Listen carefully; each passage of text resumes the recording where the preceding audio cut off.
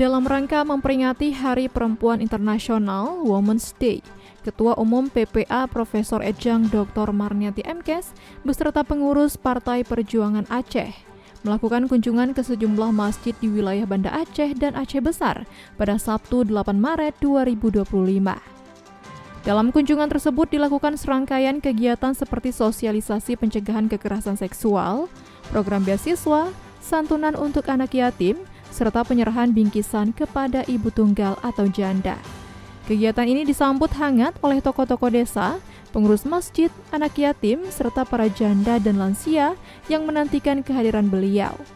Dalam pertemuan tersebut, Profesor Marniati menyampaikan bahwa banyak perempuan, khususnya janda dan lansia, yang berharap di masa depan akan lahir pemimpin perempuan yang peduli terhadap kaum wanita, anak-anak, serta lansia.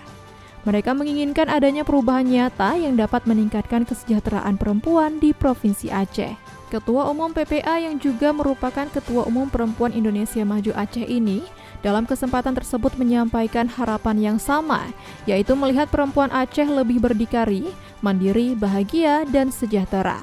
Sebagai wujud nyata kepedulian terhadap pendidikan perempuan, Profesor Marniati mengumumkan bahwa PPA akan terus membantu beasiswa bagi perempuan Aceh yang ingin melanjutkan pendidikan.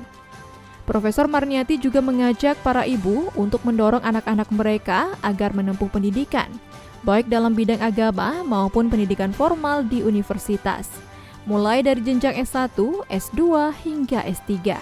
Wanita yang juga menjabat sebagai Rektor Universitas Destron Indonesia ini optimis bahwa Aceh dapat maju apabila perempuan memiliki pendidikan yang tinggi.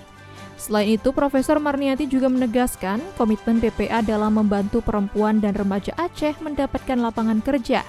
Kegiatan ini menjadi salah satu bukti nyata kepedulian PPA terhadap perempuan Aceh, dengan harapan bahwa mereka bisa menjadi lebih mandiri, sejahtera, dan memiliki masa depan yang lebih cerah. Dari Kota Banda Aceh, Tim Liputan UBON TV melaporkan.